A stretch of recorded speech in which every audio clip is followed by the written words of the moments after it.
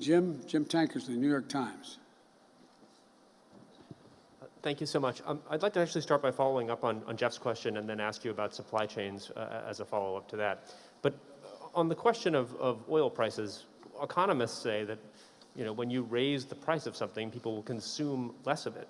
So why not allow even middle-class people around the world to pay more for gasoline in the hope that they would consume fewer fossil fuels and emit less? Well, because they have to get to their work. They have to get in an automobile, turn on the key, get their kids to school.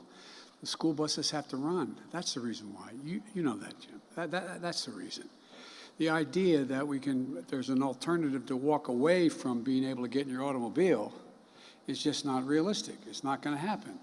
And this wasn't intended to happen. And by the way, when the cost of a gallon of gasoline gets to above $3.35 a gallon, it has profound impact on working class families just to get back and forth to work.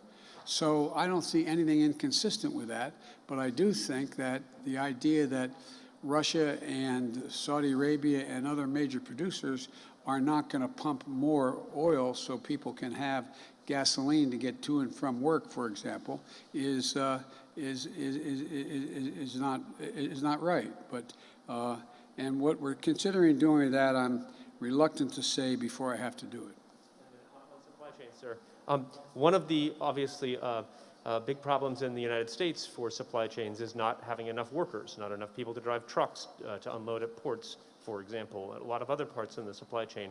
Workers have not returned to the labor force in America as fast as your administration thought they would. Why do you think that is? Why aren't because they're able to negotiate for higher wages and they move from one job to another. That's one of the reasons why. A lot of people don't want to continue to do the job they did before, making $7, $8, $9 an hour. An awful lot of the truck drivers are not unionized truck drivers. They're working like hell and not getting paid a whole lot. And so what you're seeing here is a combination of the desire of people to be able to change professions, to be able to do more and take care of their families, and at the same time dealing with the issue that, in fact, we are short of workers. But worker pay has actually gone up, and we've employed 6 million people just since I got elected. So employment's up. The economy is actually, in spite of all this, still growing. You have the significant number of, I forget the number, I think it was close to 60 major economists acknowledging that what's going to happen is you're going to see continued economic growth under our proposals. You had a total of 14, I think it was 14, Nobel laureate economists in economics saying this is going to, what I'm proposing, to reduce the inflation, et cetera. So there's a lot going on. Look, we really are, I know you're tired of hearing me say this, we really are at one of the inflection points in history. So much is changing. So many pieces on the table are moving. And how they get resettled depends upon the judgments we make and whether or not the United States, among others, can lead the world in a direction that's going to increase the circumstances for a higher standard of living for workers here and abroad, as well as making sure that people have an opportunity. As I said again, I used the phrase, just have a little breathing room. I meant what I said when I ran. My desire was to build this economy from the bottom up and the middle out, not from the top down. And that's what's in process of happening.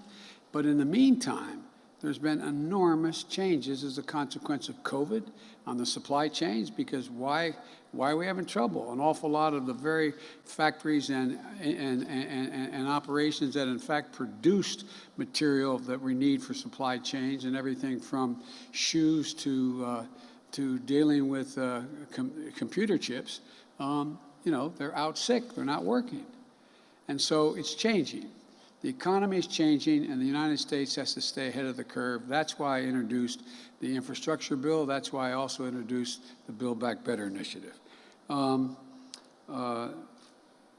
Washington Post, Sung Men Kim, there you are. I'm sorry, I didn't see you. Okay. Thank you, Mr.